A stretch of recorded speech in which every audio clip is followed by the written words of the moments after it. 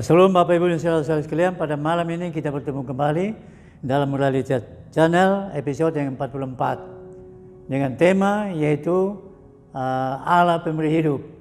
Untuk jelasnya Bapak Ibu sekalian, kita akan mendengarkan kesaksian dan apa yang disampaikan oleh hamba Tuhan, yaitu Bapak Pendeta Daud Lese yang akan menyampaikan ini biar menjadi berkat bagi kita semua. Sebelumnya kita berdoa lebih dahulu.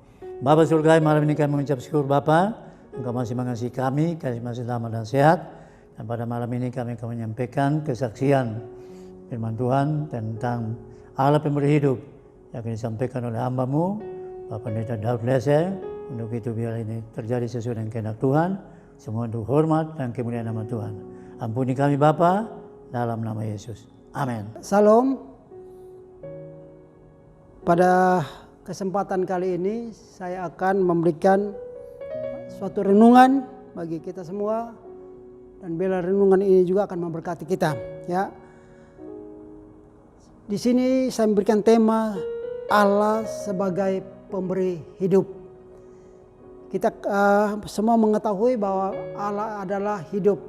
Kalau Allah adalah hidup, maka Dia yang akan menghidupkan kita, ya.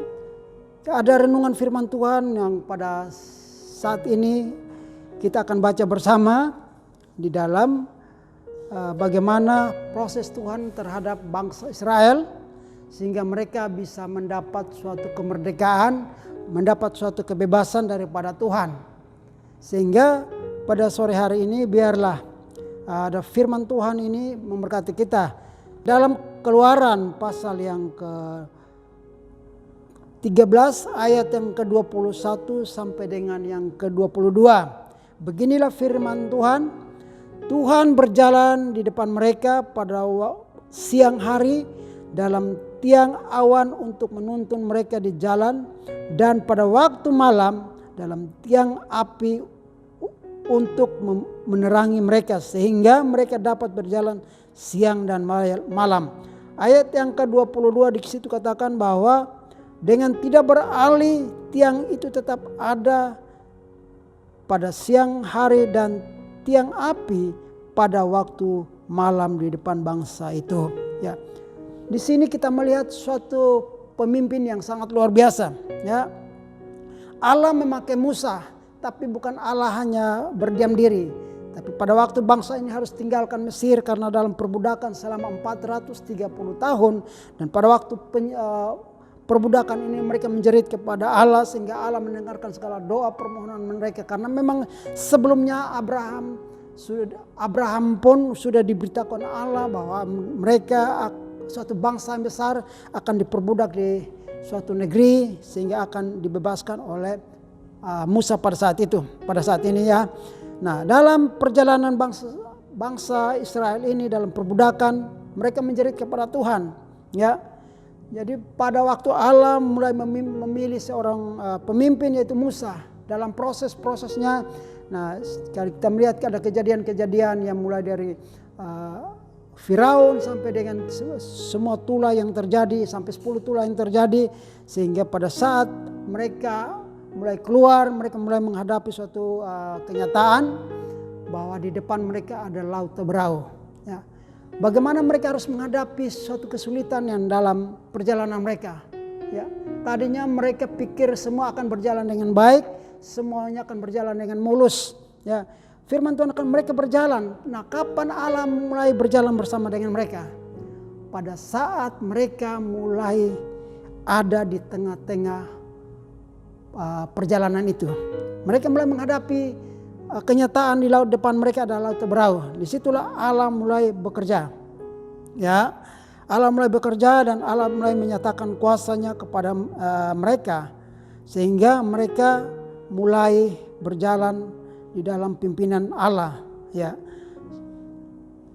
Di Keluaran pasal yang ke-12 ayat yang ke-42 di situ katakan bahwa malam itulah malam berjaga-jaga bagi Tuhan untuk membawa mereka keluar dari tanah Mesir, dan itulah juga malam berjaga-jaga bagi semua orang Israel turun-temurun untuk kemuliaan Tuhan.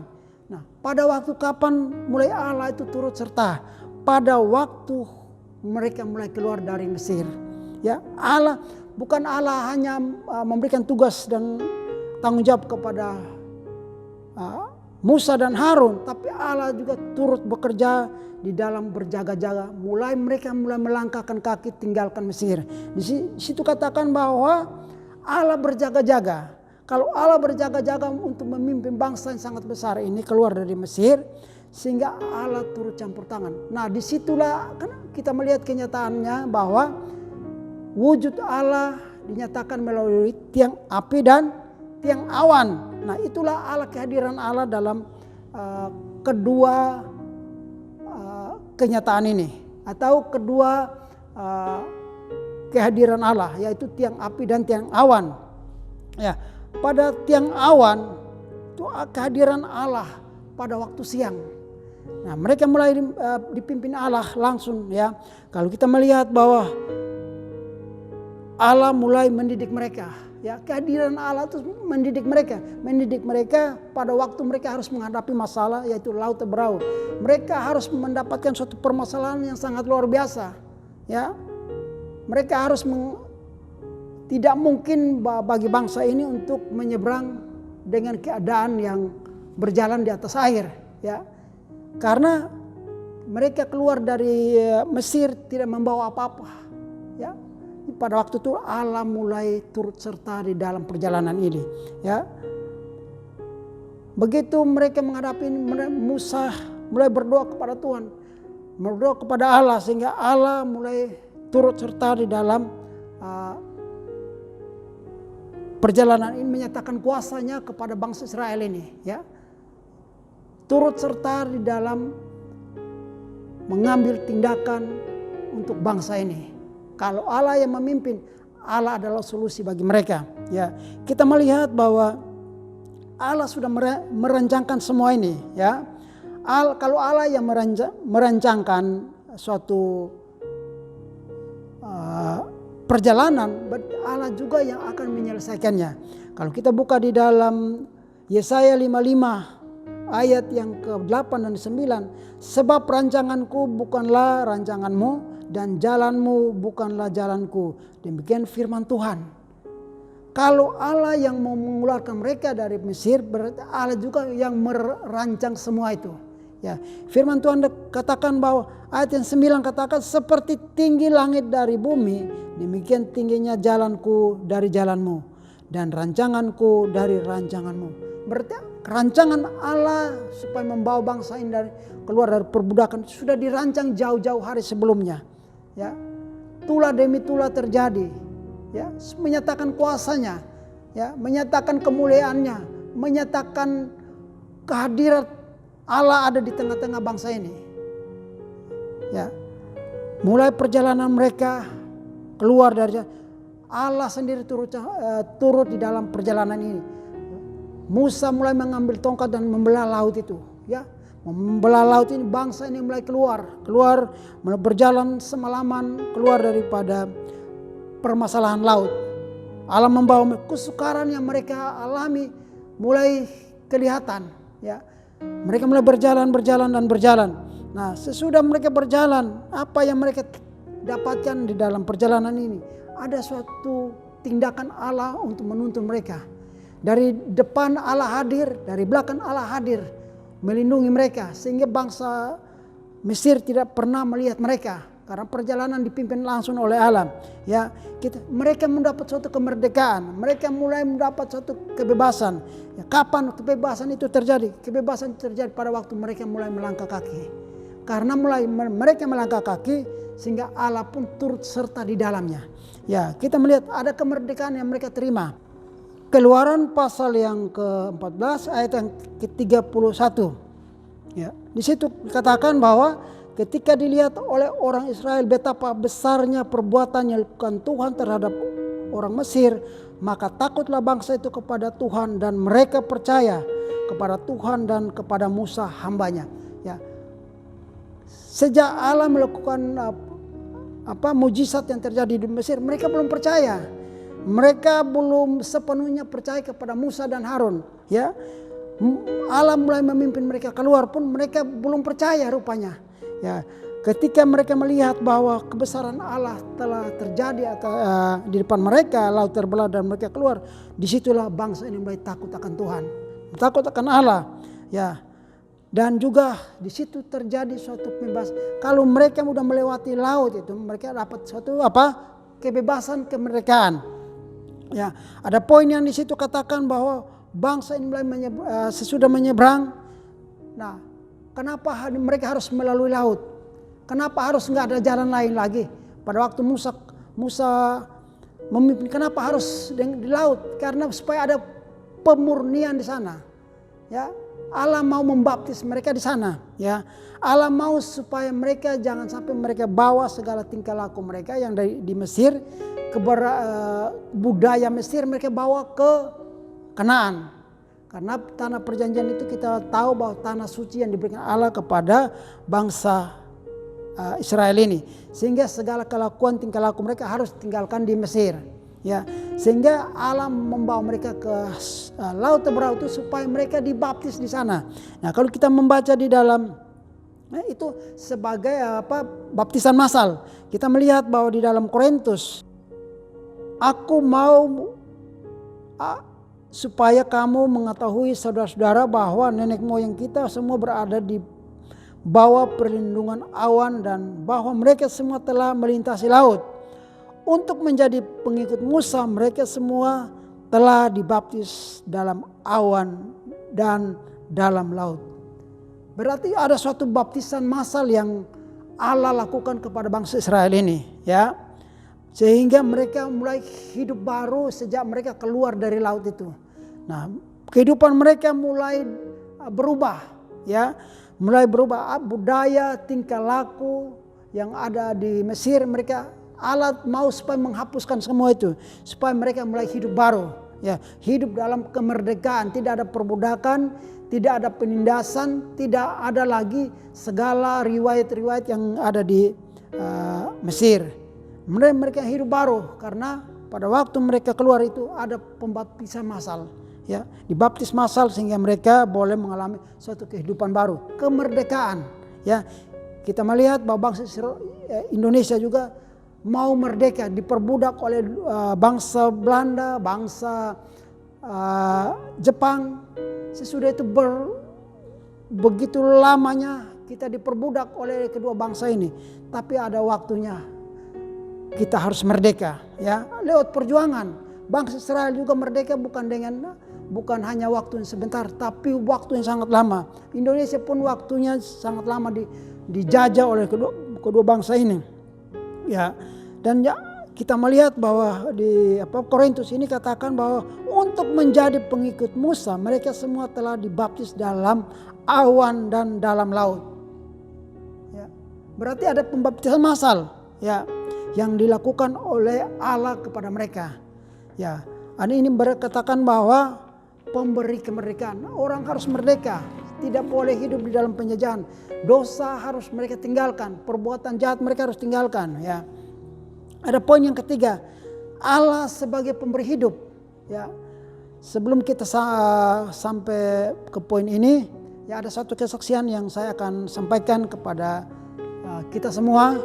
Ada suatu kisah nyata atau suatu fakta yang saya alami dalam kehidupan saya, ya. Pada tahun 2015 pas bulan Desember tanggal 14 saya kena serangan jantung. Ya, serangan jantung yang membuat saya harus dirawat di rumah sakit. Ya, pada saat itu pada tanggal 14 dan harusnya saya harus berangkat ke Medan dalam pelayanan misi khususnya di setiap penjara-penjara. Karena saya bersama dengan rombongan akan berangkat ke Medan. Nah, karena saya ini sebagai seorang pelayanan misi yang bergerak di dalam khususnya sosial, ya. Jadi saya melayani di bawah pelayanan yang Tuhan berikan kepada saya, yaitu khususnya di penjara-penjara yang ada di Jawa Barat. Ya, mulai penjara dari Bekasi, Kerawang, Cikarang, Subang, Bandung. Itulah pelayanan saya yang diberikan Tuhan kepada saya. Saya sebagai seorang koordinator di dalam pelayanan ini. Saya di bawah naungan Kemenkumham, sehingga kami yang melayani semuanya tetap diberikan tugas dan wewenang dalam pelayanan ini.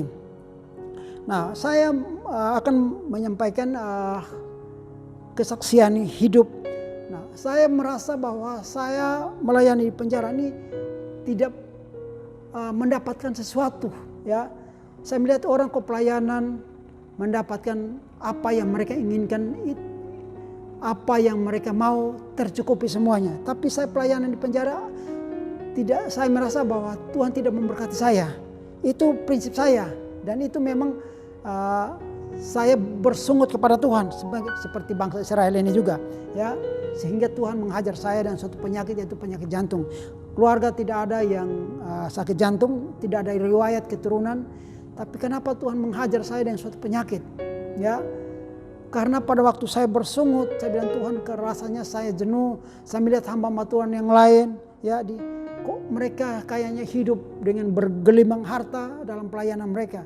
Tapi kok kenapa saya melayani udah 11 tahun kok tidak ada perubahan.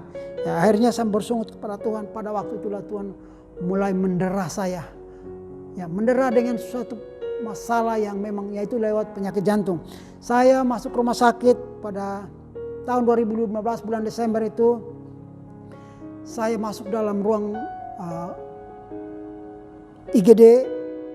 Dan di situ saya koma mulai dari jam 10 malam sampai dengan jam 2 subuh.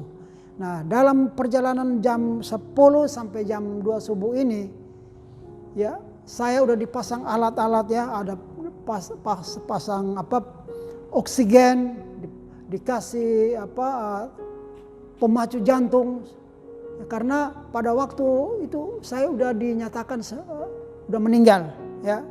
Istri saya udah dipanggil dokter, dan di situ dokter katakan bahwa banyak berdoa karena bapak udah nggak ada.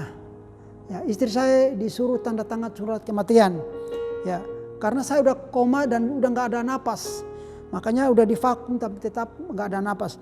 Nah, selama jam 10 sampai jam 12 itu saya bergumul dengan maut. Ya, saya udah nggak ada kesadaran, ya, tapi saya masih ada terngiang di telinga saya. Dengar anak-anak saya mulai memuji Tuhan, ya. Kata ada satu lagu, saya lupa lagunya, tapi katakan, kalau Yesus Tuhan tolong orang lain, Bapak saya juga harus ditolong. Nah, itu mulai dari jam 10 dia nyanyikan berulang-berulang, dan saya dengar sayup-sayup itu. Nah, dari jam 10 sampai jam 2 itu, dan itu lagu dinyanyikan terus, berdoa istri dan anak-anak saya. Ya, disitulah saya diangkat oleh 2 orang malaikat. Saya nggak tahu di kiri kanan saya itu, tapi saya melihat ada yang pegang tangan saya, langsung diangkat ke atas dengan kecepatan yang melebihi daripada roket. Ya, begitu saya sampai di atas, saya ditunjuk suruh lihat ke bawah. Pada waktu saya lihat ke bawah, di situ saya melihat ada di jurang-jurang itu, di lembah-lembah itu ada manusia-manusia yang sedang menggapai saya, ya. Mereka berteriak sepertinya minta tolong, ya. Tapi saya nggak ada daya upaya untuk bisa menarik mereka, karena saya terlalu tinggi di atas mereka. Nah, karena saya melihat itu kegelapan yang ada di muka bumi ini gelap semua. Tapi saya melihat bahwa di dalam lembah, di dalam gua-gua itu ada manusia yang sedang menjerit. Nah, pada saat itu ada suatu firman Tuhan yang terlintas di depan saya. Karena di atas kepala saya melihat bahwa di kepala saya ada satu titik cahaya, ya, seperti nyala lentera di atas saya. Saya nengok ke atas, saya lihat ada satu lentera, dan di depan saya terlintas satu ayat firman Tuhan di dalam Matius 28, ya. Kita buka Matius pasal yang ke-28. Ayat yang ke-19 dan yang ke-20. Di situ terlintas firman Tuhan ini. Ya, saya bacakan bagi kita semua. Karena itu pergilah, jadikanlah semua bangsa muridku, dan baptislah mereka dalam nama Bapa dan Anak dan Roh Kudus, dan ajarlah mereka melakukan segala sesuatu yang telah kuperintahkan kepadamu, dan ketahuilah aku menyertai kamu senantiasa sampai akhir zaman. Ya, ini firman Tuhan datang kepada saya pada waktu saya koma. Ya, saya mulai ada kesadaran sekitar jam 2 itu kesadaran saya kembali. Ya, begitu kesadaran saya kembali, karena dari jam 10 malam sampai jam 2 subuh itu saya sudah dinyatakan mati. Tapi pada waktu jam 2 firman ini datang kepada saya, jam 2 subuh itu kesadaran saya kembali. Nah, pada waktu itu dokter mulai dipanggil dan periksa saya. Akhirnya saya dibawa ke ruangan konservasi. Di situ saya dirawat. Akhirnya saya dirawat selama 3 hari, tapi nggak ada perubahan di rumah sakit yang ditangani. Akhirnya saya harus dilarikan ke Jakarta. Ya, di Jakarta pada waktu itu karena memang udah mendekati tahun baru. Jadi akhirnya tahun 2016 tanggal 10 Januari 2016 saya mendapat suatu pertolongan di rumah sakit Jakarta Health Center, ya, JHC. Saya di situ saya ditangani dokter dan dijadwalkan untuk operasi. Nah, pada waktu saya dioperasi saya nggak memiliki biaya dan lain sebagainya, tapi Tuhan menyediakan bagi saya. Ya, kita tahu bahwa penyakit jantung ini penyakit yang harusnya bukan orang sederhana, harusnya orang-orang kaya. Tapi kenapa Tuhan bisa lakukan itu? Tuhan mau memproses saya, karena tadinya saya bersungut. Ya, situ katakan bahwa dokter mulai menangani saya, akhirnya jadwalkan operasi, dan akhirnya operasi berjalan dengan baik. Selama dari 2016 akhirnya saya nyatakan selama 3 tahun saya ada pemeriksaan. Hampir setiap bulan saya harus ke Jakarta, periksa. Akhirnya saya tetap dalam keadaan seperti itu, tapi saya tidak pernah istilahnya meninggalkan pelayanan. Saya tetap semakin rajin, semakin giat dalam pelayanan di setiap LP-LP yang Tuhan telah percayakan saya dalam pelayanan ini. Ya, biaya, dana yang saya keluarkan bukan sumbangan dari orang, tapi biaya itu dari pribadi. Anak-anak membantu saya karena memang anak-anak saya ada 2 orang udah bekerja, mereka membantu dalam pelayanan ini.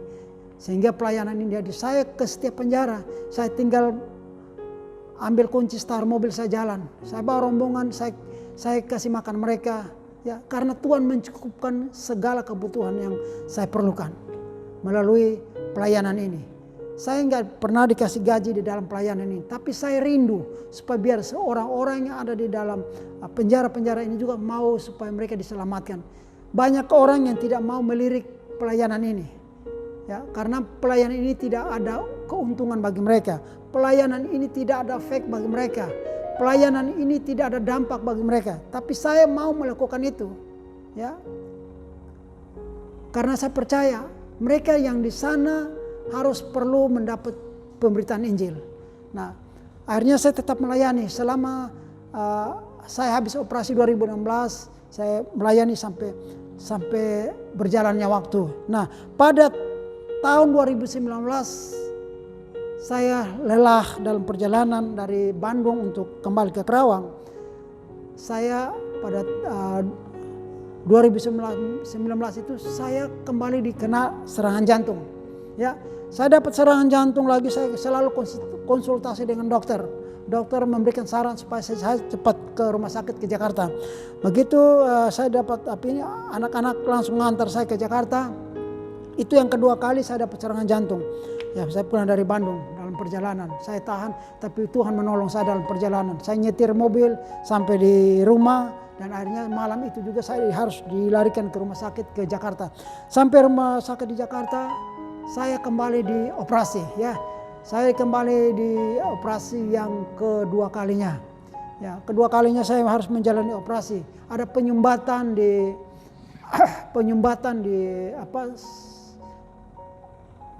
jantung saya. Ya, saya ada beberapa kendala yang terjadi dalam. Nah, kalau orang biasanya terjadi ada bedah jantung, tapi kali ini penyakit jantung yang saya alami bukan penyumbatan, tapi aliran listrik yang ke jantung saya itu ada kendala. Kalau bahasa sehari-hari kita bilang konslet ya. Jadi aliran listrik ke jantung saya itu bermasalah, konslet, akhirnya harus dioperasi. Nah, akhirnya saya dirujuk dari Rumah Sakit Jakarta Health Center ya, dirujuk ke Rumah Sakit Cipto Mangunkusumo. Ya, di situ saya dirujuk ke sana. Begitu saya dirujuk ke sana sampai di sana, terus saya mulai diperiksa, dan sesudah diperiksa terus dijadwalkan operasi. Kurang lebih harus saya menunggu 6 bulan. 6 bulan baru saya harus dioperasi. Nah, saya juga pada waktu itu dalam keadaan yang udah istilahnya udah gawat ya, harus secepatnya dioperasi ya. Tapi saya berdoa, Tuhan bagaimana caranya. Tapi akhirnya Tuhan menyatakan kuasanya lewat seorang dokter yang tidak pernah saya kenal ya, yang dia bekerja di Rumah Sakit Cipto. Pada waktu saya ambil berkas ini, saya menyatakan bahwa 6 bulan saya menunggu giliran untuk operasi 6 bulan lagi. Tapi begitu saya keluar dari sana dengan keadaan yang lemah, ada seorang teman saya telepon, dia bilang, "Pak, jangan pulang dulu dari rumah sakit." "Masih ada di mana?" Saya bilang, "Ada di rumah sakit." Dia bilang, "Pak, jangan pulang, ada seorang dokter yang mau ingin ketemu." Nah, akhirnya dokter ini singkat cerita saya ketemu dia, dan akhirnya berkas saya itu harus 6 bulan lagi. Dia ambil berkas saya, dia langsung lihat, dia bilang, "Pak, saya akan telepon dokter yang bagian penjadwalan dan dia akan urus semuanya." Nah, akhirnya saya 3 hari kemudian dari rumah sakit harus saya operasi. Tuhan menyatakan kuasanya lewat orang yang tidak pernah saya kenal. Tuhan menyatakan kemuliaannya, mujizatnya yang tidak pernah saya sangka, tidak pernah yang saya pikirkan. Katakan bahwa rancangan Tuhan itu penuh dengan teka-teki, penuh dengan segala sesuatu yang tidak pernah kita pikirkan. Nah, di situ katakan bahwa saya harus operasi yang kedua kalinya. Akhirnya saya operasi selama kurang lebih saya operasi 3 jam, jadwalkan, akhirnya saya operasi 3 jam. Nah, saya diberikan kelas yang kelas 1 ya, ruangan kelas 1, semuanya kelas 1 ya. Seorang hamba Tuhan ya, kalau kita melihat bahwa keuangan saya juga terbatas, tapi saya diberikan kemudahan, harusnya tunggu 6 bulan tapi langsung saya dikasih 3 hari operasi, terus dapat ruangan yang memang kelas 1, semuanya itu komplit. Nah, akhirnya berjalan saya harus operasi, istri saya mendampingi saya, anak-anak mendampingi dalam operasi selama 3 jam saya operasi ya. Akhirnya saya operasi berjalan dengan baik ya, penyambungan aliran listrik ke jantung itu akhirnya baik. Sesudah habis operasi saya harus kembali pulang, dan dari situlah rupanya dokter uji coba, karena dokter mengatakan baru kali ini selama beberapa tahun ini baru ada kejadian seperti ini ya, ada namanya aliran listrik ke jantung itu bermasalah. Nah, saya sepertinya terjadi uji coba di situ. Akhirnya dari setiap mahasiswa yang ada di kedokteran, mereka selalu telepon saya dan mereka selalu wawancara saya, karena saya diberikan kesempatan karena oleh Tuhan saya hidup. Biasanya kalau orang operasi seperti ini biasanya selalu gagal. Tapi katakan bahwa kalau Tuhan yang memberikan hidup, tidak ada mustahil bagi Tuhan ya. Poin yang ketiga di situ katakan bahwa Tuhan sebagai pemberi hidup. Allah sebagai pemberi hidup. Kapan Allah pemberi hidup? Pada waktu bangsa Israel ini sudah ada di dalam perjalanan. Allah menghidupi mereka ya. Allah menjamin kebutuhan mereka ya, dalam perjalanan mereka selama berputar-putar 40 tahun. Allah yang menjadi sumber hidup bagi mereka, tumpuan mereka ya. Makan tinggal makan, minum tinggal minum, keperluan mereka tercukupi semua. Kebutuhan mereka. Musa nggak pernah berpikir bahwa dari mana harus bangsa ini makan, dari mana mereka harus mendapatkan makanan. Tapi kalau Allah yang memimpin mereka, berarti Allah juga akan mencukupkan kebutuhan mereka. Nah, kebutuhan mereka yaitu memberikan setiap hari mereka harus makan. Ya, kalau kita sebagai manusia harus memulai ada namanya kebutuhan-kebutuhan. Ada makan harus. Kita seorang Indonesia makan 1 hari 3 kali. Ya. Bangsa Israel pun harus makan. Nah, dari mana harus mereka mendapatkan makanan ini? Allah yang memberikan mereka makan. Kalau kita baca di dalam Keluaran pasal yang ke-16,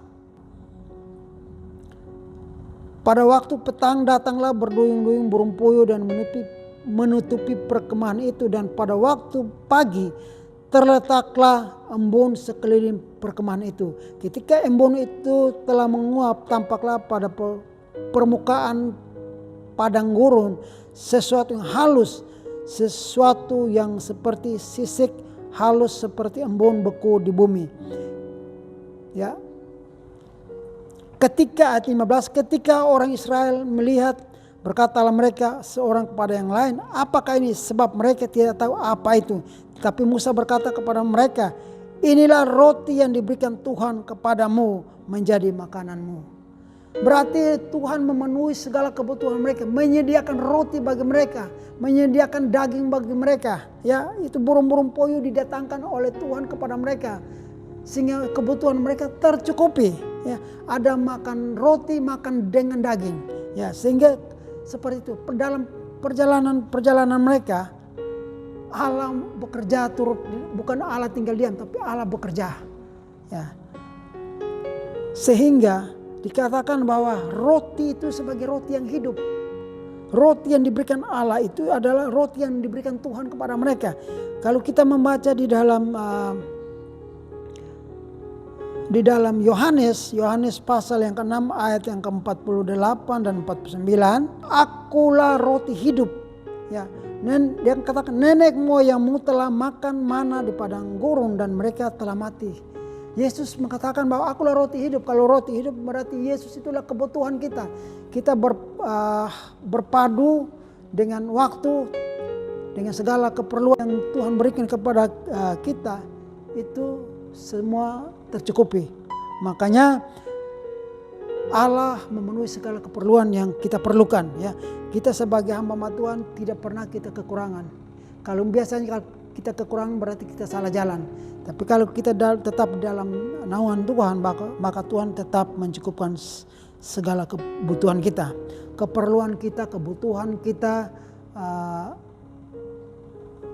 segala sesuatunya Tuhan sediakan. Ya, dia katakan dia juga gembala yang baik.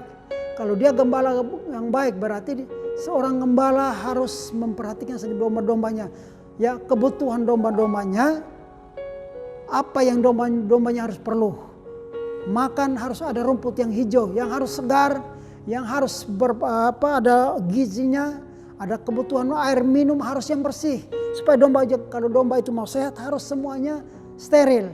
Ya, kalau kita melihat peternakan memberikan yang terbaik supaya biar itu domba-domba itu tambun, domba-domba itu gemuk. Nah, demikian juga apa yang dilakukan oleh Tuhan kepada kita. Dia katakan akulah roti. Kalau roti yang hidup daripada Tuhan, kita makan, kita tidak pernah kekurangan. Karena dia adalah sumbernya. Kalau dia adalah sumbernya, maka kita nggak perlu mencari kemana-mana. Kita tahu kalau ada sumber berarti kita tahu kita akan terima daripada sumbernya. Ya, dalam Matius 28 tadi katakan bahwa makanya tugas yang diberikan oleh Tuhan kepada saya, akhirnya saya harus pergi. Jadi selama udah hampir kurang lebih 13 tahun saya melayani penjara. Ya, saya pernah datang kepada seorang hamba Tuhan yang di Jakarta, ya dia udah janji dan saya utarakan bahwa saya memerlukan dana untuk pelayanan di penjara. Tapi hamba Tuhan ini katakan kepada saya, kalau untuk pelayanan penjara kami tidak ada dana, tapi kalau buat gereja kami ada dana. Nah, disitulah saya merasa kecewa, ya akhirnya saya pulang. Kok makanya penjara banyak hamba Tuhan nggak mau melirik pelayanan penjara, karena penjara itu mengeluarkan dana biaya, ya.